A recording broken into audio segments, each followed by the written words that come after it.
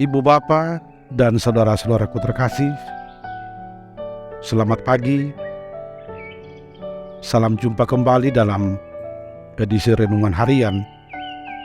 Hari ini Jumat 21 April 2023. Mari Bapak Ibu, kita sungguh-sungguh mempersiapkan hati dan pikiran kita. Kita akan bersekutu dengan firman Tuhan. Maka mari masuk ke dalam suasana hening. Kita menyerahkan diri sepenuhnya hanya ke dalam tangan Tuhan. Kita berdoa.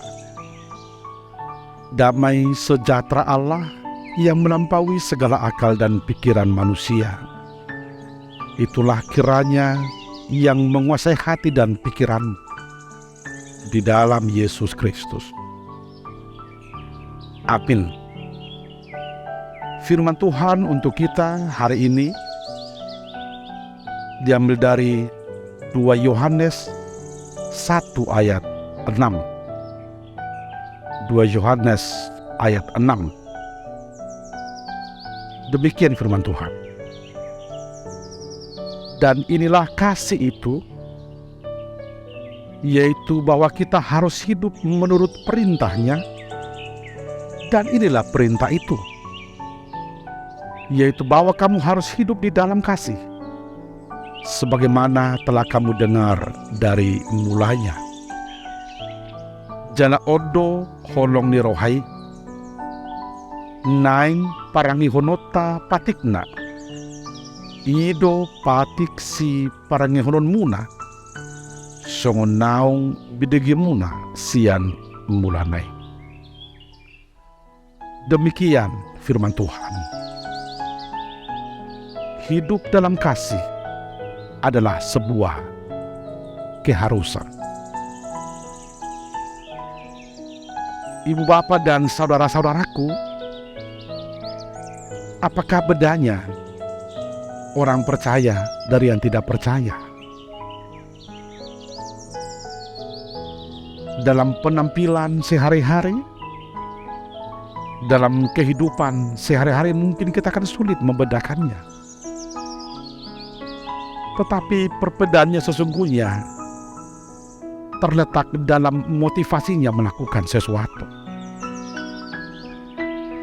Orang percaya harus hidup di dalam kasih. Hidup dalam kasih adalah sebuah keharusan, bukan pilihan. Dan kalau kita lanjutkan lagi, orang Kristen adalah orang yang hidup dalam kasih yang Kristiani.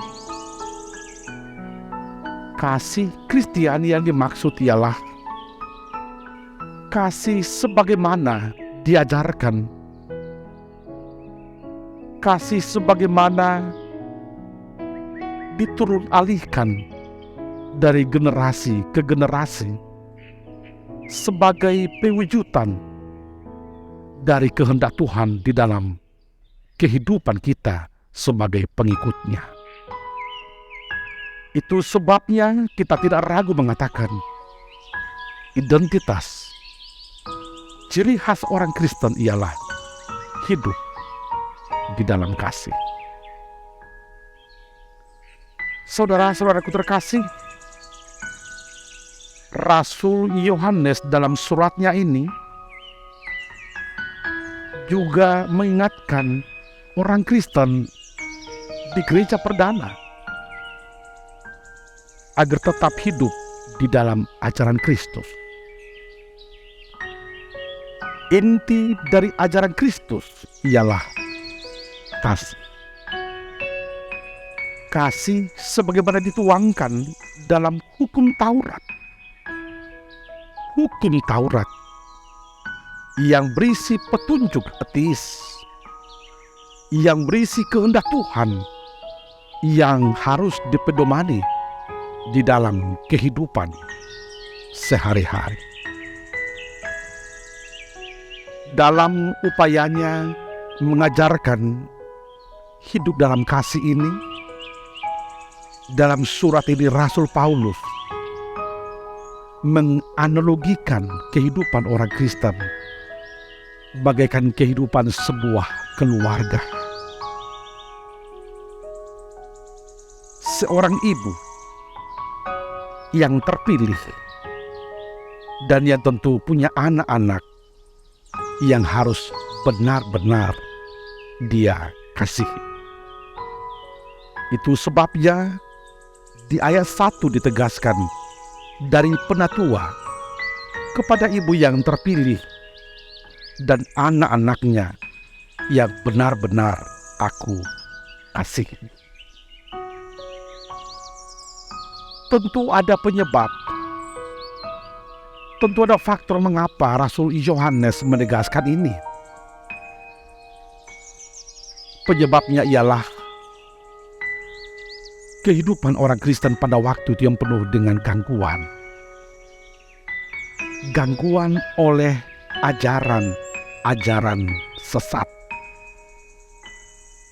Sepertinya ada ajaran pada waktu itu yang menggiring orang Kristen untuk hidup spekulatif,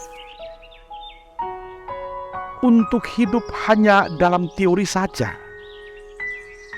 Ajaran yang mereka terima tidak dihidupi dan tidak ditunjukkan dalam kehidupan sehari-hari. Ada banyak yang menjadi Kristen yang hanya rutinitas, Kristen yang hanya label, yang hanya nama saja, tidak memiliki ciri khas identitas sebagai seorang Kristen.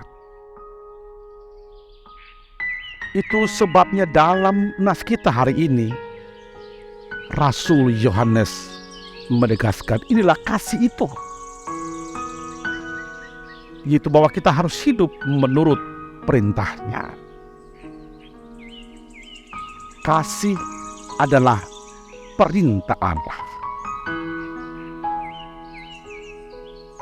Ditegaskan lagi dalam kalimat berikut, inilah perintah itu, yaitu bahwa kamu harus hidup di dalam kasih, sebagaimana telah kamu dengar dari mulanya. Allah adalah kasih.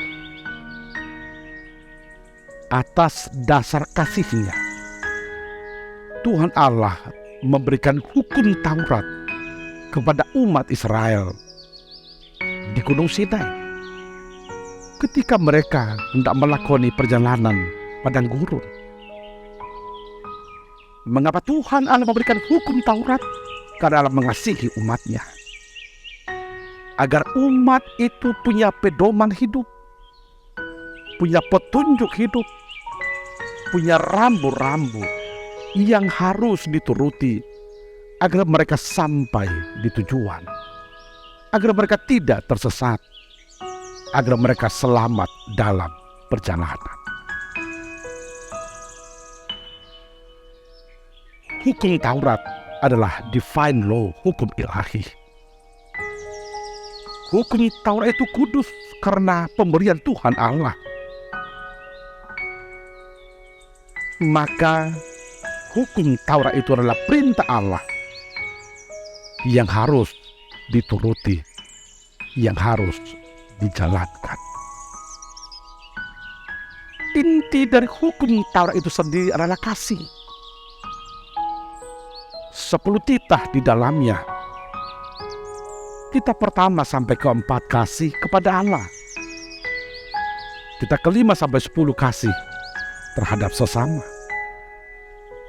Maka kita boleh mengatakan bahwa inti hukum Taurat ini adalah hidup di dalam kasih. Saudara-saudaraku yang terkasih, melakoni, menuruti hukum Taurat ini memang harus di dalam kasih.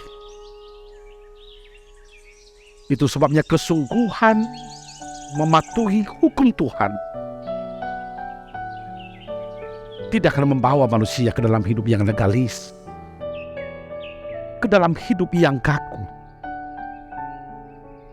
Seperti yang manusia untuk hukum Taurat, bukan hukum Taurat untuk manusia. Untuk mencegah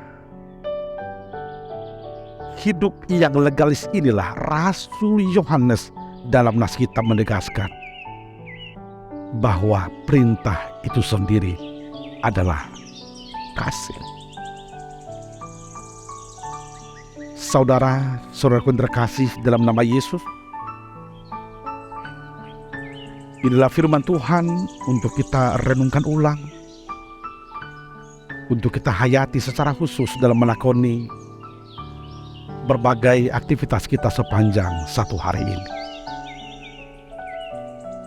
Kita baru saja merayakan Jumat Agung, Paskah,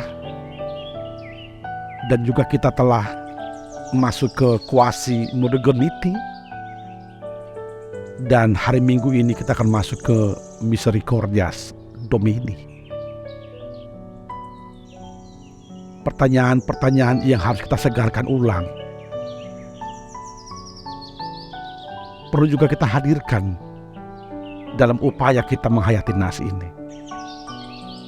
Mengapa Tuhan mengutus anaknya datang ke dunia? Mengapa Yesus mau mati berkorban di kayu salib? Jawabannya ialah kasih. Karena Tuhan Allah mengasihi manusia, maka Dia mengutus anaknya menjadi jalan keselamatan bagi orang-orang berdosa yang percaya kepadanya. Yohanes 3 ayat 16.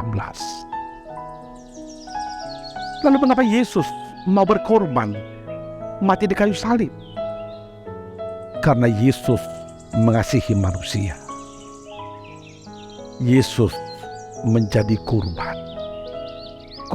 keselamatan, kurban penghapusan dosa. Itu sebabnya orang yang percaya kepada Yesus akan diperdamaikan dengan Allah dan akan menerima kehidupan yang kekal. Itu sebabnya saudara-saudaraku, sebagai tindak lanjut dari Paskah dan juga kuasi modernity, kita juga hari ini diingatkan agar hidup di dalam kasih. Mari Bapak Ibu, kita lakoni segala pekerjaan kita satu hari ini sungguh-sungguh di dalam kasih. Hidup dalam kasih adalah sebuah keharusan, bukan pilihan. Oleh karena itu, pertanyaannya bukanlah apakah kita perlu hidup dalam kasih. Pertanyaan yang benar ialah bagaimana kita mewujudkan kasih ini di dalam kehidupan kita. Kasih itu adalah perintah Allah yang harus kita jalankan. Maka mari dengan segenap kekuatan kita, di dalam kesungguhan kita yang total, kita hidup di dalam kasih. Perintah ini begitu penting, saudaraku, untuk selalu kita renungkan ulang dalam kehidupan kita,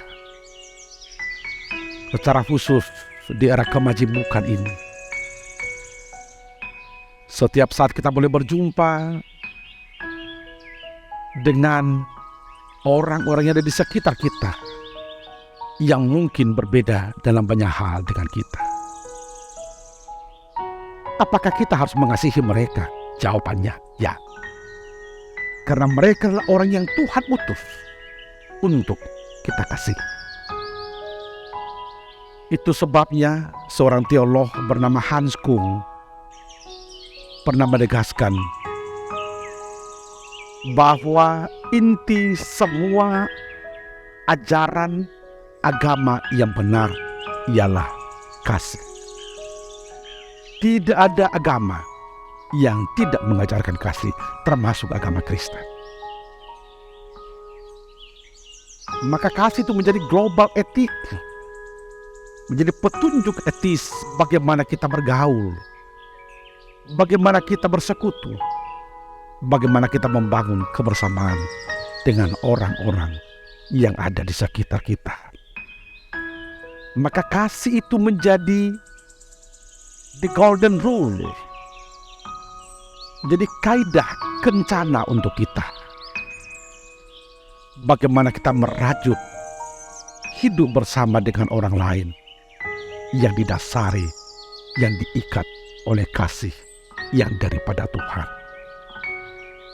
Mari kita selalu ingat Bapak Ibu, karena Tuhan telah mengasihi kita. Karena Yesus telah mengasihi kita, maka kita juga harus mengasihi sesama kita. Maka hidup dalam kasih adalah tugas dan tanggung jawab kita. Jangan tanyakan apakah orang lain membalaskan. Jangan tanyakan apakah orang lain tahu, ingat untuk membalaskan, untuk mengucapkan terima kasih. Itu bukan urusan kita. Urusan kita ialah berbuat yang terbaik, menolong sesama, jadi saluran berkat atas dasar kasih. Begitu indahnya kehidupan kita Bapak Ibu, kalau kita melakukan segala pekerjaan kita satu hari ini sungguh-sungguh di dalam kasih, jauh dari dendam, jauh dari kebencian, jauh dari kepura-puraan. Kita dengan tulus berbuat yang terbaik, yang seturut dengan kehendak Tuhan. Selamat berkarya, selamat bekerja, Tuhan memberkati. Amin. Kita bersatu di dalam doa. Terima kasih Tuhan atas nafas kehidupan yang boleh kami miliki hingga hari ini. Kami boleh melanjutkan aktivitas kami. Kami boleh kembali bekerja. Kami mau bekerja satu hari ini Tuhan, didasari oleh firman. Maka tolong kami Tuhan, agar kami sungguh-sungguh menjadi pelaku firman. Kami mau hidup di dalam kasih. Kasih yang adalah perintah-Mu. Perintah-Mu yang berisi kasih. Engkau telah mengasihi kami Tuhan. Engkau rela mati di kayu salib karena kasih-Mu untuk menyelamatkan kami orang berdosa yang percaya kepada-Mu. Maka tolong kami Tuhan, agar kami sungguh-sungguh merajut kebersamaan kami dengan setiap orang yang berjumpa dengan kami dalam perjalanan hidup kami. Rajut yang betul-betul kokoh, kuat di dalam kasih. Tolong kami Tuhan untuk menjauhkan dendam, kebencian, kepura-puraan. Tetapi kami mau dengan tulus, dengan jujur, dengan sungguh-sungguh mengasihi sesama, menolong sesama, berbuat yang terbaik bagi sesama, dan menjadi saluran berkat-Mu. Berkati Tuhan setiap pekerjaan kami satu hari ini.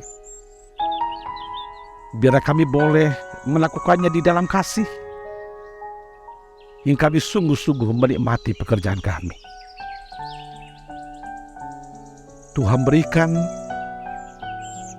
segala yang perlu dalam kehidupan kami. Tuhan cukupi segala kebutuhan kami, hingga kami semakin melihat kebesaran-Mu, kebaikan, pemeliharaan di dalam kehidupan kami.